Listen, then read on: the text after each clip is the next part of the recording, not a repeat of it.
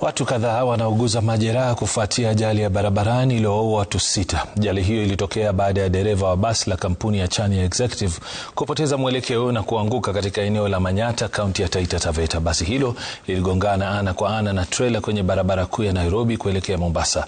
Kwa mujibu wa walioshuhudia mkasa huo, dereva wa basi alikuwa akijaribu kupita magari mengine na kisha kupatana na trela ana kwa ana. Watu kadhaa wamejeruhiwa kwenye ajali hiyo na kupelekwa katika hospitali ya rufaa ya Moi eneo la Voi.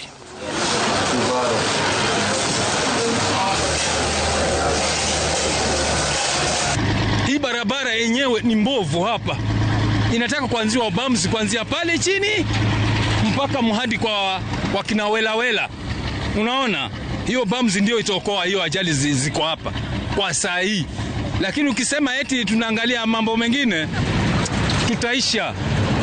tutaisha na ukweli, na hapa mahali kunatakiwa bumps. Watu wa basi wao makini, wapunguze speed, na kama inawezekana madereva wao wawili wa usiku na wa mchana. Kufika hapa tumekuta watu wamelala chini wamekufa, lakini mimi ninaomba madereva wa mabasi wakae waangalifu, manake wana overtake bila kujua, na mimi nimesema muangalie na muachukulie hatua.